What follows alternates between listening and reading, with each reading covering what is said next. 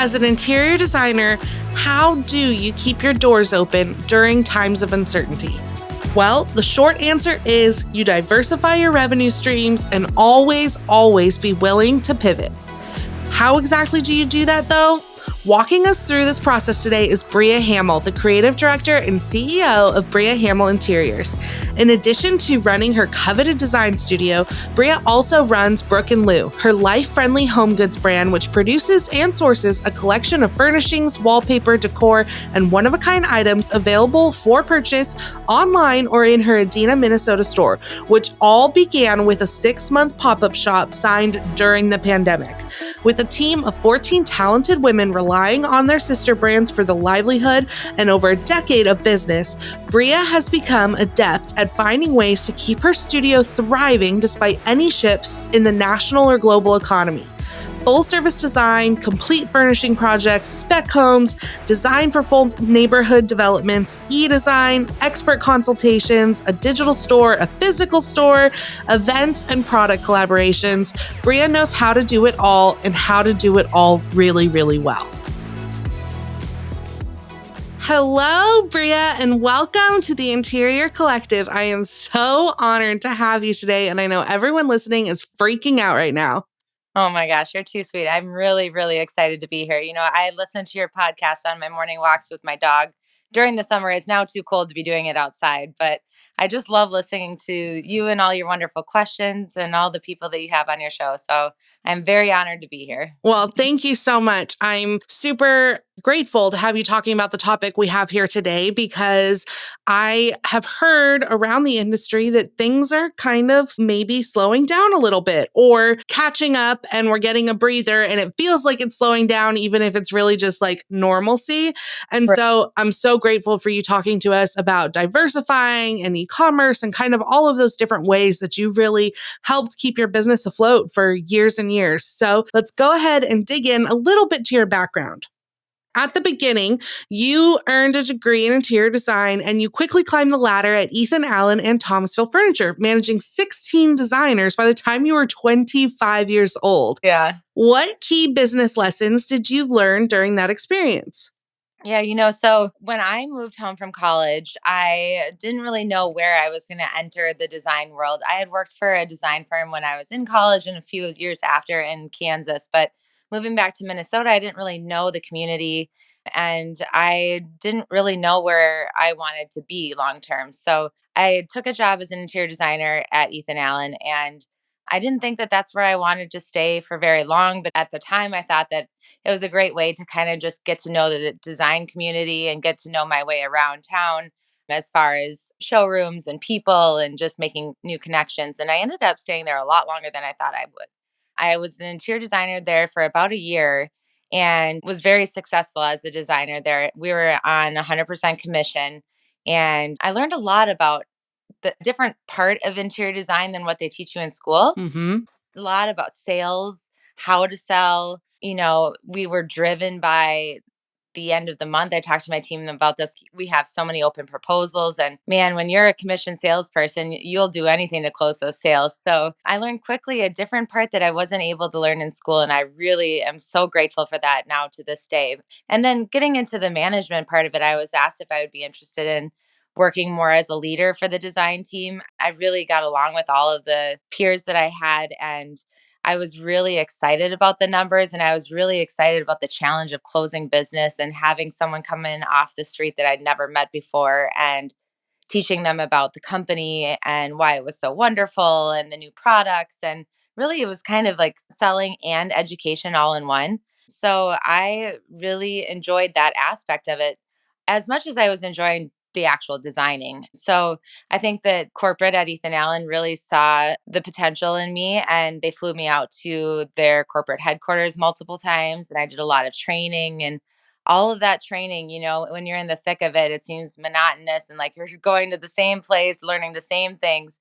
But I still to this day use all of that training that I learned about furniture construction, how to manage employees, how to sell to somebody that doesn't really know about your brand. I mean, there were so many different aspects of beyond interior design that I now bring to my business today that helps me be a better business person, me be a better boss, helps me teach my team how to grow and how to do that as well. So I can't thank that experience enough. That's so fascinating because I always think there's so much you don't learn in design school, and so much of it is the business side of things, but also, like you said, the sales side of things. Because at the end of the day, an interior designer is selling things. That's all you're doing. You're Yeah. curating it and selling it. So I love to hear that you had a great corporate experience, and that sales background is actually a really great avenue for interior designers if they're feeling like they can't make that jump. So at that time, did you always know you wanted to open your own design firm? And when did you decide to set out on your own? What were the most important first steps you took to start your business? Yeah, so I definitely did not have any aspiration to start my own company. But what I did learn quickly working at a retail design company like that is that I was not cut out for the hours. And there were some designers that had been there for 20, 30 years. And I just like cannot speak highly enough of them, of their work ethic and how much sacrifice that you have to have and give to work those kind of hours. So once I got married and knew I wanted to start a family, I just knew that my husband needed to see me more than once a month. I needed to see him, that was for sure. So I decided to go work for another designer in town who was just about to start her own business. And that was really great because I learned how she did it. She was Yeah. actually, I think she was almost turning 60 when she did it. So it was really cool that she had that energy and that vision still to drive towards the end of her career. And I got to learn a lot from her too. So, again, everything that I've done in my career has been a major learning experience. And when I worked for her, I only worked for her for probably a year or two. And then she was still trying to figure out what size she wanted to be. And Right. I think that that was my opportunity. I was pregnant and I decided that I didn't want to slow down and stop working. I just wanted to be able to be in control of my Mhm. schedule. And so I talked with her about it and she was very supportive. And that's when I decided to start my company was when I was 9 months pregnant. Naturally, as we do. So your team has grown to 14 women. Is that still accurate number? Yep. 14, a team of 14. And as someone myself who employs a team of amazing, close knit women, I know firsthand, I'm feeling it really hard right now, Bria, Yeah. the real pressure to make sure that the business is thriving and you can continue to support and provide for these individuals and their families. How do you handle that stress so gracefully, especially in times when project inquiries maybe slow down or store sales don't meet their projections, or you're in the middle of projects and there's not really billable hours and furniture isn't coming in and you're just kind of sitting around waiting? Yeah, it is an absolute issue that I think as business owners we face every single day. This year, more so than most years, I would say, is the team that I have has been with me for a while, and they are amazing, incredible designers and support team who love our businesses and really love what they do. And so, more than ever, do I want to take care of them. And it comes with challenges of, as a leadership team, us looking to the future and not necessarily as much of living in the moment. But it's always funny when our team feels the most pressure, they're working their hardest. When we, as a leadership team, we're getting stressed that we might not have enough business to hold them steady for in the future. And so when we're feeling the stress and wanting more projects, they're like, we can't take any more, So it's because they're on the tail end of what we've already captured and worked on in the beginning of the year. So that's a constant back and forth of how much do we say to them versus like building their trust in us that we're going to try and spread out the projects evenly and make sure that they have just enough support on the team. But I also don't want to be overstaffed. I've done that before where you hire anticipating business, and we've been as big as I want to say 22 people. And I think at some points it was too much. We didn't need as many people. It was just we weren't organized. We didn't have our processes in place. And now I always say we're a well oiled machine. We are a very process driven business. We use a system called EOS that has helped us organize our daily activities and how we structure our meetings and how we structure our team. And that's really been great for us to help with future forecasting and watching when we think someone's going to be overwhelmed on the team and how can we shift things around. We use an accountability chart for every role in our company, and we list out under that role all the responsibilities. So you can physically see on this chart, like, look at this person. They have way more tasks under their job description than anybody else. We need to shift some of that around. And we're constantly shifting. And I'm telling you, the key to that is hiring people that are agile and willing to be flexible. I always tell my team, like, we are not a corporate company. We are a small business. And what comes with that is being flexible. It's very rare that you get to sit in a seat and only wear one hat, Yeah. So we're constantly wearing hats, or we say we have our behinds and more than, half on one seat, half on the other. That's okay. That's part of the benefit and the beauty, in my opinion, of working for a small business. So when we're hiring, we have to find people that are comfortable with that. So it's strategy all the time. And I agree with you. I think that it's been an interesting year as far as design business. We're doing the best projects we've ever done, truly working with ideal clients right now. And we're probably about, I would say, 30% down as far as the amount of projects we have from previous years. But it doesn't mean that we're down profitability wise. So it's not a bad thing necessarily. We just have to be really careful about who we say yes to, make sure that we're the perfect fit for them and their project is the perfect fit for us. And that helps us balance it all with a smaller team. So, quick follow up question. You mentioned when you were at your largest, you had 22 people on your team, and now you're down to 14. That's a 30% drop. I am curious if you're willing to share, did those people naturally get weeded out? Did people go on maternity leave and not come back? Personally, once you get to a certain mark, it's like, okay, how do I actually now scale back? Because we have those systems and processes without, I don't know if without is the right word. There's never not the emotional tie to these Right. people who've dedicated their lives to you. But like, Right. how did you scale back to a really agile, efficient team? Yeah, I mean, I would say all of the above. We have always had women working for us. It's not that I wouldn't hire a male, it's just in our industry, I would say 99% of applicants have been female. And a lot of them are torn with the motherhood slash work life balance. And I don't love the work life balance conversation because I think it's bogus. It's just a matter of what you're going to pick each day. But I think that a lot of women struggle with that. So we have lost a few that have either had baby, thought they would come back, and then they don't. Or maybe they've come back and, they have multiple children and the daycare situation costs are so expensive that while the kids are not in school, it's hard for them to balance that. We've had some bad hires, where not on them, on us, where we have hired people that we didn't communicate the position well enough or what they would be doing. A title is a big thing in our industry. And especially with this younger generation, they think more about the title than reading the job description and Yeah. what they're going to do. And we struggle with that of like, especially with our employees that are working for Brook and Lou. There's a lot of glamorous titles out there that require not so glamorous work to go along with that. Interesting. And we've learned a lot about having to really like maybe even change the name of titles so that we don't make it sound so fluffy. Yeah. So it doesn't mislead someone. Right. Because it doesn't matter. Once we get them into our office and they see our team and the beautiful work environment, it's hard to not want to be there. And so they kind of are like, oh, yeah, I can do that. I can for sure do that, and it's like, well, that's great. But do you want to do it every day? Yeah. So when we've gone through that, every time that we lose the person from the team, we always analyze, do we rehire for the exact same position? Do we actually need someone else to do something different? Or was their plate full? Is this something that now that we have our team that's been here long enough and they're really we're not training as much anymore, is there somebody else on the team that could actually take this on now?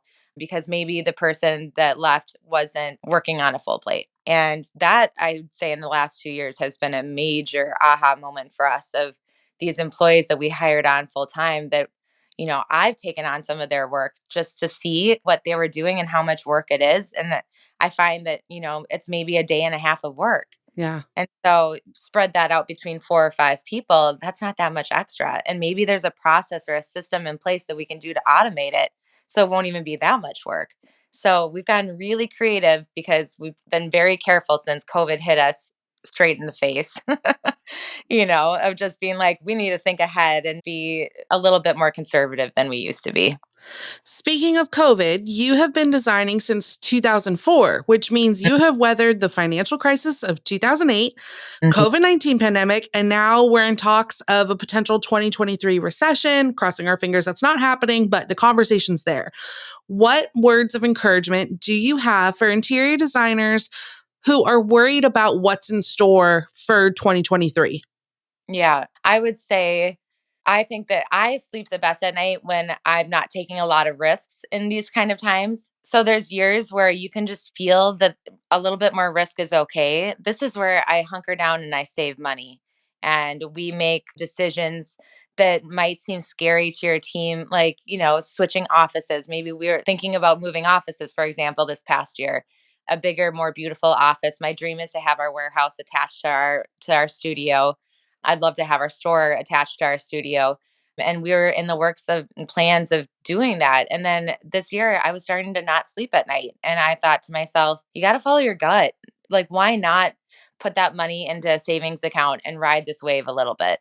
And there's no huge hurry. And honestly, the commercial buildings, they were exploding. And now, like, our landlords were willing to do shorter term leases so that we didn't have to commit to a long term lease. So it felt like it was too far away, this dream that we have.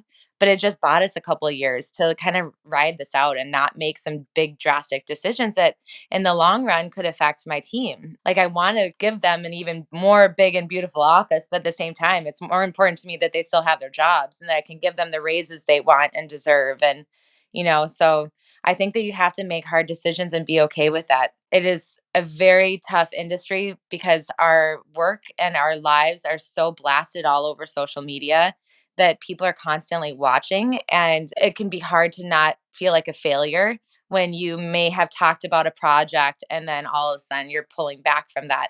But when it comes down to it, who cares? Like, you got to make what's best for you and your family and your team. And those are those things that the last couple of years we've had to make those decisions on some things. And then there's some things that we've invested in, and we've taken those leaps because we know in the long run it's going to be best for the company. And we're balancing that out with some of the maybe more fun, glamorous things that we're pulling back on. So balance and being conservative and all of that, I think that really will help you at least sleep through these nights where things are a little bit unknown. You just touched on something that I think was so powerful, saying that, with social media, it can feel like you're failing when you talked about a launch or a project and then you kind of pull back from it. But I think it's important to notate that the only person who would have noticed you pulled back from it was you. Nobody else on social media who's consuming that content is going to be like, oh, wait, 18 months ago, Bria mentioned that they were maybe going to have this. Nobody's sitting there taking notes. And so I think we can all breathe a little bit easier realizing that we are our own worst critic. Absolutely. And as a business owner, I know you're letting yourself down in those moments. But at the end of the day, like you said, if you can keep your staff on, the people that you want on the team, that is Right. the most important thing. So letting something maybe get put onto the back burner and circle back around to it later is totally not only acceptable, it's really, really healthy. So that Yeah. is great.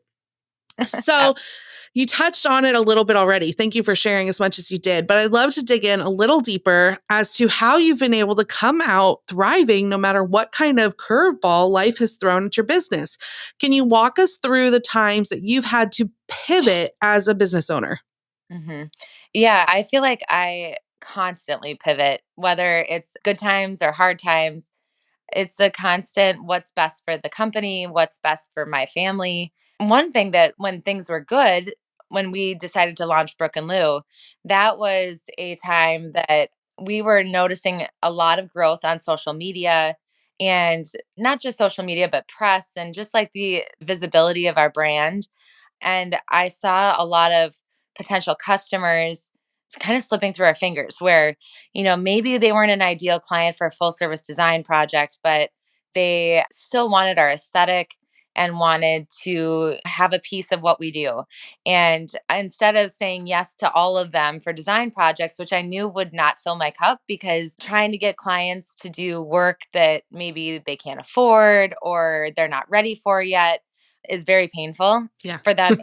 And the worst is it ends up with normally makes them unhappy and not happy with us with what we do. And so I knew I didn't want to just say yes to everything that way, but I decided that that was our opportunity to create this e-commerce retail brand and be able to capture those people and give them a piece of us without, the extra expense of paying for a designer. And that was a good pivot. That was a place where we saw an opportunity and we didn't want to miss out, and we were able to pivot quickly. I think we decided we were going to do it in January and we launched it in August. So Wow. 8 months. Wow, that's amazing. One of the first impressions prospective clients have of your brand is your website. If you don't have a strong online presence to show off your work, though, you're losing out on potential clients. IDCO Studio offers a selection of limited edition website templates designed specifically for interior designers just like you.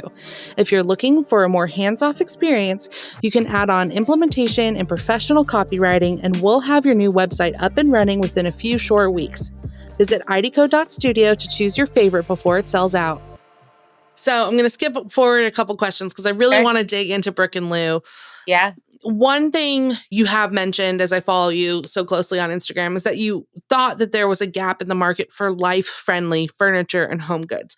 Yeah. As in that 8-month period of this idea to launch, how did you know it was the right time to take that leap and open the second business, especially e-commerce? Because, I mean, when you launched Brooke and Lou, there was definitely there was some big e-commerce designers starting to ramp that up. And so where did you find the space to carve out that unique concept of life-friendly furniture and home goods? I think that it kind of came to us through our clients. All of the clients that we were attracting for our design business had this desire for that product. And so we had already spent the last 6 years developing the product for our clients. How do we make that sofa more durable for the family? How do we pick a table that's not going to get beat up by running cars across the top of it? Just like all the different pieces that we'd taken into consideration for our clients, we had said, how do we make this more accessible to more people? So it kind of was an organic creation that we came up with for Brooke and Lou. And that was 50% of what I wanted to do is make that more accessible to people. But then the other 50% was I felt like, especially in Minnesota, our aesthetic was very unique. And we wanted to be able to share more of that with the world. And we were noticing that we were getting a lot of people out of the state. We were probably a third of our business is not in Minnesota. So we knew that we'd probably be able to capture a lot of people across the country with the e-commerce, knowing that we had done that with our design business. And we kind of knew that that was an opportunity to spread more of the style that we do, across the country and not just be localized here in Minnesota. So it felt fast, but it was also something that clearly had been brewing for quite a while. So Brick and Lou sells a combination of your own product line in addition to curated products from wholesale vendors, etc. What do you feel is the perfect product ratio between original items and curated? And for someone who isn't quite at the point of producing their own furniture or accessories, pillows, whatever collection, do you think it's possible to open a successful e-commerce shop with only curated offerings? Yeah. So, I mean, right now, I would say we're about 40% of our SKUs are exclusive to us and 60% are curated from other manufacturers. I say that our goal one day would be to be 100% exclusive, but I actually don't know if that's realistic or what I want to do. I personally love to go to markets and I love to go to those crazy showrooms, especially Atlanta, where you see all of these products and there's so much what I would say is crap. And you have to go find that needle in the haystack. And I think that that's what's really exciting about our business is that we can do that and we take the work out of it for our customers. So I do think that you can be successful in having a retail brand and having it be all curated if you want. I would just say if you were going to do that, you should really lean into your style. I don't think it works as well. And especially as more and more designers and more people open up e-commerce, I think that the way that you stand out is by having a viewpoint and sticking to that viewpoint. I've noticed after we launched Brook and Lou, the second year, I got a little anxious about not being a good spot for everyone to shop. And, we started to go wide in our aesthetic, and partly influenced by some of the employees that were working for us at the time having their own personal aesthetic. And I can be swayed. And as a designer, I love all things, and we do a lot of different styles. And so sometimes it was like, well, it'd be nice to have that because I know our clients would love that too. But recently, this past year, have really scaled back again on honing in what our style is and defining that true Brook and Lou look, because that is where we find success. Like our Christmas collection, 80% of the pieces that are selling are the really refined, different look that you cannot find at Target. You cannot find at our other competitors, design competitors. It's very specific look to ours, and that's what people buy from us. So I would just say if you are going to do it and you don't have the capability of doing anything exclusive to you, you just really need to define your style and make sure that your customer knows what that is. So, for those interested in launching their own e-commerce, because we get this question 10 times a day at IDCO, everybody wants to start an e-commerce store. Yeah. Can you talk to us about the process on how to get started? Because for me, it feels so the concept of shipping freaks me out. Like, I'm just like, the logistics of shipping seems impossible. So, talk to us about how you got started. Give us the Cliff Notes version if you're willing to share, just so we have a direction to start our research. Yeah. So, I mean, getting a business license is fairly simple. You just can do that online. So, I did that the same exact process as starting an interior design business. But when it came to researching platforms, I reached out to a lot of peers who had it and asked them what they preferred. I read a lot of blogs. Again, this was 5 years ago. So, blogs were a bigger thing, but you can still find a lot of information. There's still people writing blogs and sharing information. It might be a YouTube video now, I don't know. But there's a lot of information on the internet of good resources on, the pluses and minuses of each platform. We use Shopify, and I've been very happy. I've never had a regret about using them as our platform. And then for our accounting software, we started off with QuickBooks, and that was not very conducive to what we do. I think that if you just sold t-shirts and hats or clothing, it might be easier. But for those of us like interior design, where we have components to build a product like a sofa, where you might have a fabric from one vendor and the frame from another vendor, that complicates, and QuickBooks just can't keep up with it. So we have just recently switched to NetSuite, which I would say is not something you should invest in right away off the bat because it's very expensive. And I just don't like to put the cart before the horse. So I think that it's good to see profitability before you invest in those big long term solutions. But we have just finally made that investment, and it will go a long way with us. So the nice thing is we get to grow with that. But starting off, maybe less is more, and don't overdo it on SKUs. Pick the pieces that feel really special. From day one, we have always shipped most of our products. Most of our furniture, I would say, is drop ship. Everything else, we have a warehouse. I have a warehouse team who picks it and ships it for us. And Lighting and artwork too? Wow. artwork, yes. Lighting is drop ship Mm, typically. It depends on the fixture. So we're getting more and more into unique pieces of lighting that you can't find on other websites. mm, And those pieces we do inventory. mhm. Artwork, we do inventory because a lot of the manufacturers won't ship to your customers. Mhm. So if you want to sell their work, you have to have it in warehouse. A big thing that I always was afraid of the logistics of shipping it ourselves, but honestly, where it gets to be a nightmare is relying on someone else to ship your product. They just don't care about it as much as you do. They ship the wrong things or it gets damaged. They're not packaging it well enough. We have our most success from the items that we stock in the warehouse. Also, like, we're not selling products that we don't have anymore, versus it's very hard to stay on top of a manufacturer's inventory. One day they say they have it, the next day you place the order for it and it's gone. So I sleep a lot better at night when I am selling mostly in stock inventoried items. But of course, things like furniture, I'm not going to buy 20 sofas in 10 different fabrics and hope that people all want to buy them. Yeah, definitely. Like, maybe we will, but that's not our bread and butter right now. So we only sell upholstery that is custom and high end and made to order. And so I feel good about our customers waiting for that and really truly getting a solid piece instead of a manufactured piece that wasn't made for them. So, obviously, there's a lot of expense with starting an e commerce or diversifying into retail in general. So, beyond the costs of like your branding, your web design and development, your employees to run it, you also need to purchase inventory, your warehouse, fulfillment, and shipping it. So, do you have an idea if someone's looking to start small? A Mhm. broad estimate of like what you should save up for to really launch this. And I know that that depends so much on like how many SKUs you want to have, et cetera. But I'm curious if there were costs that like you just didn't even think about before you actually got started with it, or if you have like a general, hey, this was a good safety net and this got us through the first 6 months.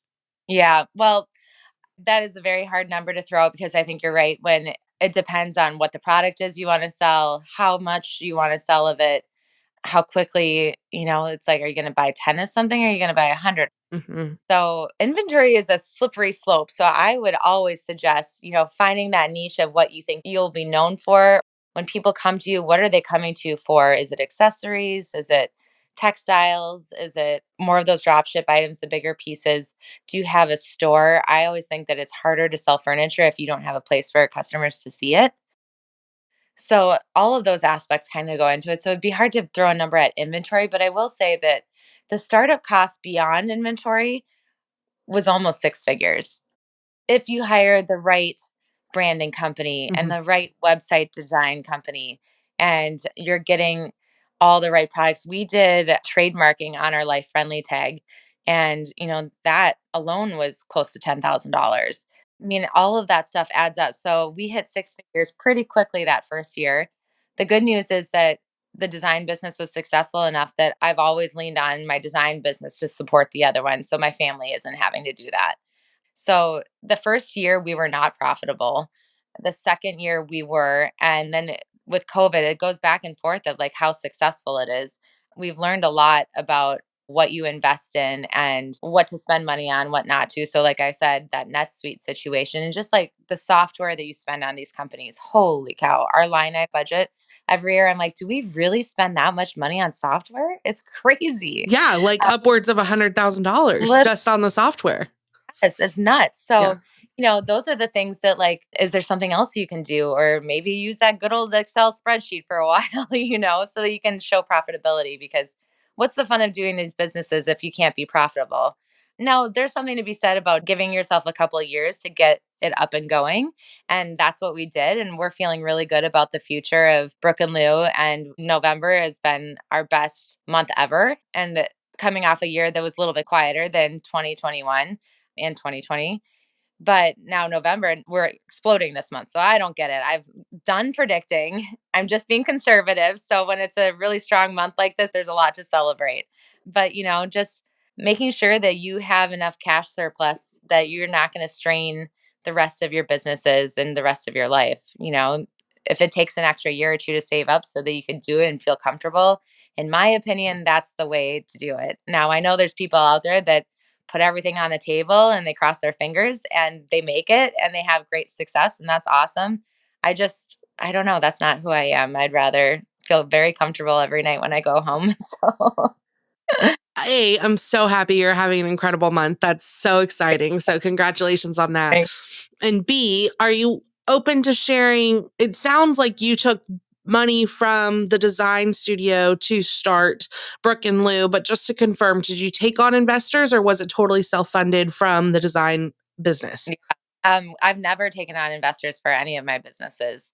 I think the only thing that I've ever gotten from anybody was when I started my design business. My dad paid for my AutoCAD subscription, and that was my gift for starting a new business. That's the only thing I've ever gotten. Thanks, And Dad. yeah, thanks, Dad. I still use it today. So, I feel good about that too. I don't owe anyone anything besides maybe a line of credit to the bank, but not a big one. And a lot of times we have that as security blankets. So it just feels really good to not be indebted to somebody and not be tied to making decisions with somebody else. I don't know. There's a lot of pressure that comes with that. And I've been offered, people have offered to buy into the company. And I don't know. It's never felt like the right situation. So I'm just doing it on my own with my workforce and my team that's so incredible and supportive. So we've been able to do it ourselves so far. You go, girl. We've never taken out any credit for the business either. It's always been It- cash. And the idea of having to answer to someone else about how to spend our money, I don't love yeah. that. So it's I always been a pass for me too. Okay, so let's get into product design a little bit and again, diversifying that revenue stream. Can you talk to us about the differences, if any, between designing for retail versus designing custom pieces for client projects? Yeah, I mean, I think that you have to think about retail and the fact that there's a lot of competition out there. It's very easy to shop what you're selling.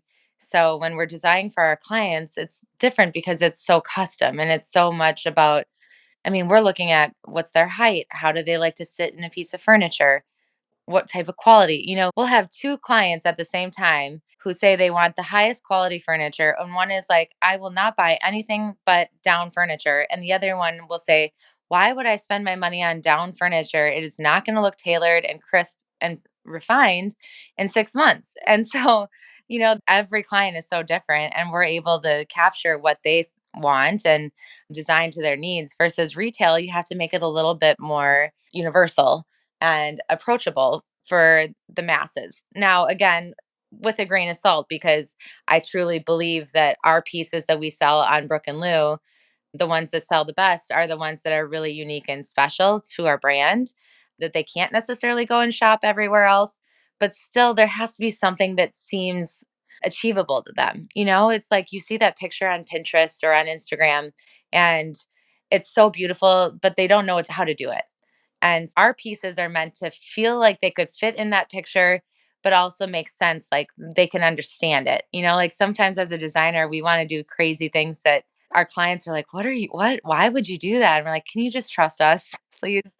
And with the retail business, you don't have as much of a platform to be able to convince them of that. So it's the fine line of creativity and your style that you're sharing with them, but also making it feel approachable and attainable by them. So, overall, I'm hearing an underlying tone that you like to proceed with caution and you like to have everything planned out. And while you are willing to take the risks, they are thoughtful, calculated risks. Yeah. So, let's flash back to early 2021 Mhm. when Brick and Lou was going from exclusively online to potentially having a brick and mortar space and really getting into traditional retail. Pop up presented itself as an option, which I believe it was like a 6-month contract Yep. or at least. Yep. Talk to us through that because if we look at a calendar, beginning of 2021 was in the middle of a lockdown when people said retail was dead. So talk to us through that calculated risk and then how you went full time after that. You hit the nail on the head there of me loving to be cautious, but I do take risks. They just need to make sense. So, an opportunity came to us where we were able to open up a pop up shop with only a 6-month commitment. And the way we paid rent was a percentage of sales. So, basically, if we didn't sell, I didn't pay. They approached us. I did not know of the opportunity. They knew of our brand and actually sent me a DM on Instagram. And I kind of thought, like, how can we not say do that? There's aspects of that that definitely were still risky or just more cost involved. It was an opportunity to be in a really great part of town and have a lot of exposure that we weren't getting at the time. So I went for it and we signed that 6-month lease and we bought fixtures that were movable so that, if it didn't work out, we could put them somewhere else. And I didn't feel like we had a lot to lose in it. Clearly, that I was right because we were to be there 6 months and now it's been almost 2 years. And it's just been really great. I love being able to have the opportunity to be in person for our customers to be able to see our products and touch and feel and truly see the quality of sometimes price points. We are not the least expensive place to shop, but when you see the quality and the uniqueness of every piece that we sell, it makes a lot more sense when you're in person. So I love having that experience. My goal is to be able to do that type of experience in other locations.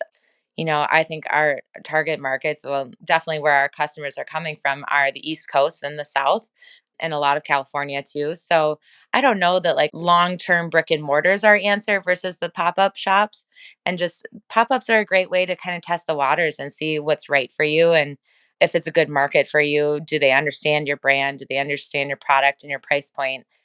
and be there. My dream of all dreams is someday in Minnesota to have one big space that has my studio, my warehouse, and a beautiful store all in one building, because I have found that people come to shop now more. They don't care. They'll go for a destination more so than just I was shopping in the area and I came in. There's a lot of lookers, people that'll come in, swing in through the store, but maybe not purchase. That the people that are purchasing from us would probably go anywhere in Minnesota, honestly. Like Yeah, they're certainly. they want the experience, and we do the best sales in our store when we have events, when we have, a little coffee cart come in and serve free coffees, or we do a charcuterie board class, or, just those more of like event type experiences that you can't just walk into another store and get.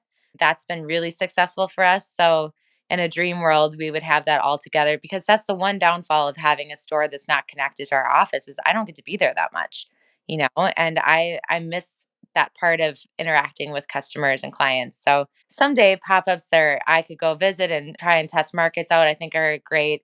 Maybe having a store connected to our office is great, but I don't think it was not a huge risk for me because of the terms that we were able to sign up with.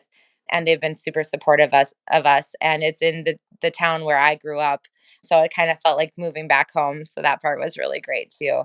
But I guess I would just be careful. I don't know if I would sign up for a normal 10-year lease like the retailers. Some people are still thinking that's around, but I don't know. I just don't think that's the way of the retail future.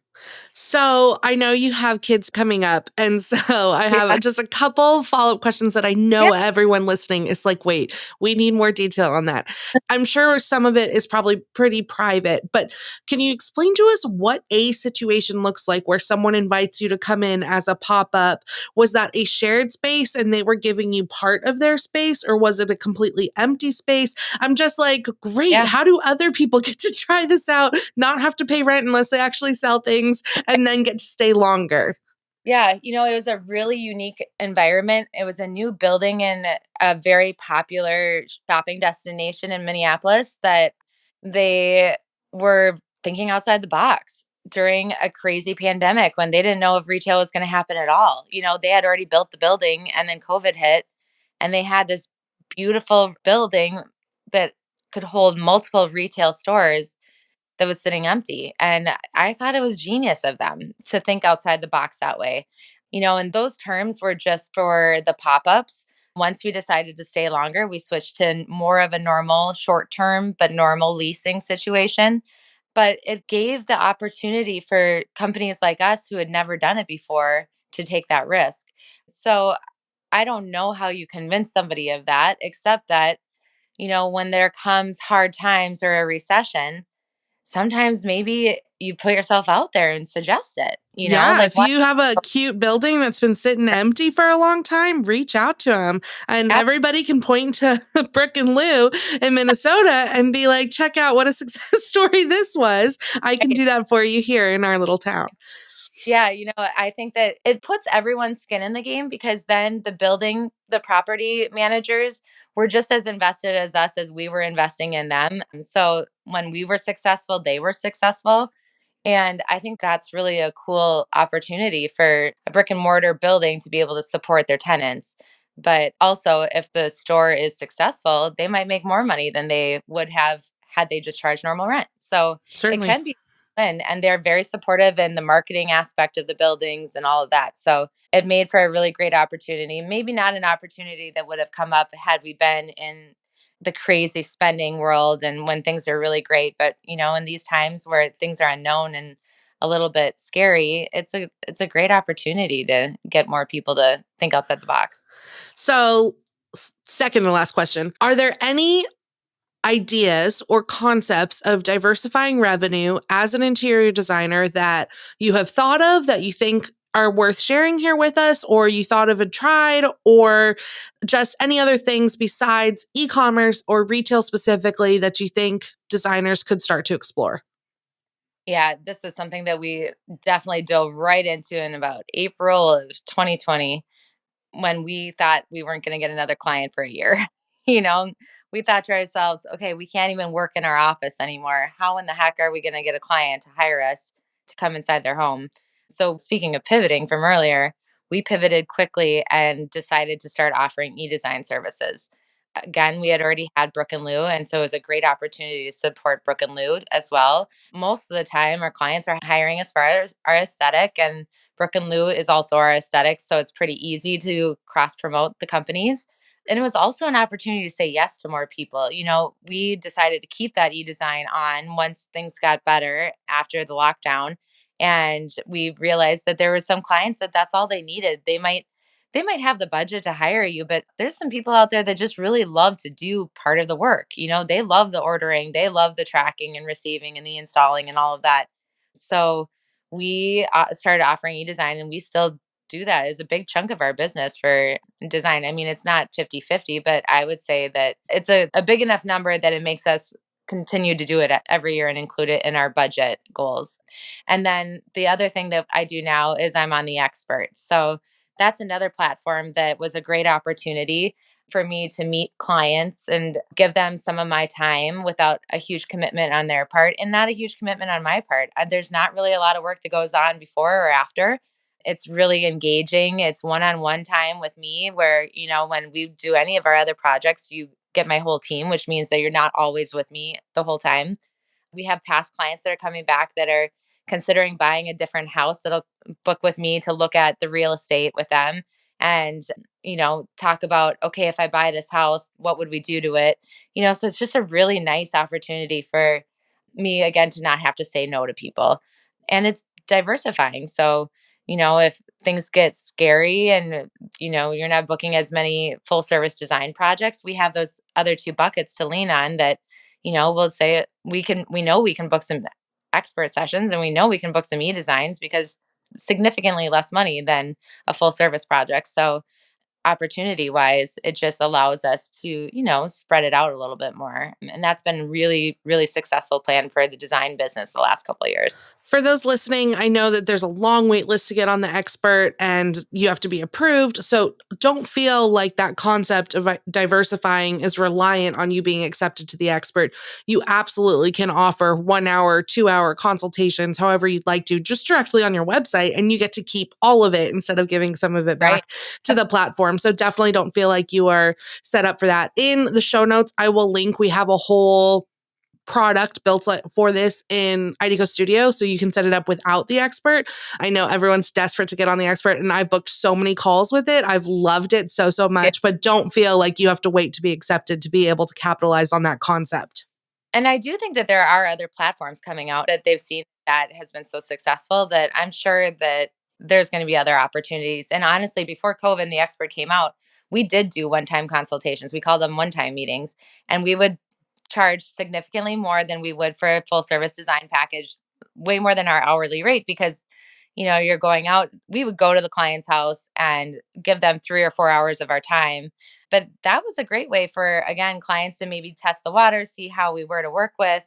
Maybe they weren't ready to sign on for a full project, but they needed answers to some of their questions right away. And that's what's the beauty of the expert, or the concept of it, is that it's a lot quicker way to meet with a designer and get your answers that you need right away versus like getting on our wait list. Especially for like design enthusiasts, someone who doesn't necessarily want a full on designer, they like to do it. So to get to be a little more collaborative in Right? really just an hour is amazing. So, Yeah. Bria, before I let you go, we always like to end the show with a little sneak peek teaser of what is in store.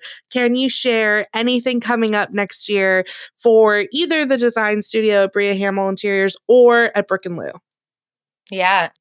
Well, gosh, we are in deep with a few different licensing partnerships that I can't say they are yet, but it's more home decor lines that I'm very excited about. One will be launching this spring with a incredible artist, and I can't wait to share. I actually, the samples just arrived at my warehouse, and I get to pick those up tomorrow and see them in person. So that's going to be very exciting.